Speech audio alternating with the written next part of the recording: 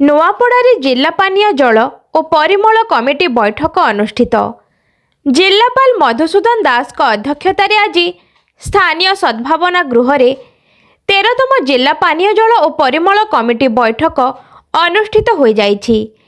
ଏହି ଅବସରରେ ଜିଲ୍ଲାପାଳ ସ୍ୱଚ୍ଛ ଭାରତ ମିଶନ, ଗ୍ରାମୀଣ ଓ ଗ୍ରାମ୍ୟ ପାନୀୟ ଜଳ ଯୋଗାଣ ଓ ପରିମଳ ବିଭାଗ ଅନ୍ତର୍ଗତ ବିଭିନ୍ନ ପ୍ରକଳ୍ପଗୁଡ଼ିକର ସଫଳ ପରିଚାଳନା ଉପରେ ଗୁରୁତ୍ୱାରୋପ କରିଥିଲେ। ସେହିପରି ବାହ୍ୟ ମଳତ୍ୟାଗ ବିହୀନ ଗ୍ରାମ, ଗୋଷ୍ଠୀ ପରିମଳ complex, solid waste management, solar water supply, tubewell platform and soak pit, Har Ghar Jal ଆଦି କାର୍ଯ୍ୟର ସମୀକ୍ଷା କରିଥିଲେ।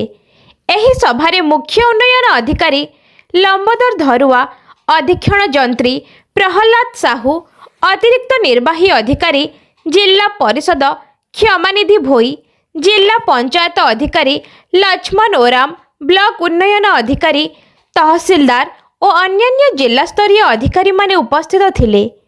ଏହାପରେ ଜିଲ୍ଲା ପରିଷଦର ବିଭିନ୍ନ କାର୍ଯ୍ୟାବଳୀର ଏକ ସମୀକ୍ଷା ବୈଠକ ଅନୁଷ୍ଠିତ ହୋଇଥିଲା। ଜିଲ୍ଲାପାଳ ମହାତ୍ମା ଗାନ୍ଧୀ ଜାତୀୟ ଗ୍ରାମୀଣ ରୋଜଗାର ଯୋଜନା ଅନ୍ତର୍ଗତ କାର୍ଯ୍ୟ ଦିବସ, ଗ୍ରାମୀଣ ଗୃହ ନିର୍ମାଣ ଏବଂ କେନ୍ଦ୍ରୀୟ ଅର୍ଥ କମିଶନ ଓ ରାଜ୍ୟ ଅର୍ଥ କମିଶନରୁ ପ୍ରତି ଗ୍ରାମ ପଞ୍ଚାୟତକୁ ମଞ୍ଜୁର ହୋଇଥିବା ଅର୍ଥର ବିନିଯୋଗ ଉପରେ ଗୁରୁତ୍ୱାରୋପ କରିଥିଲେ।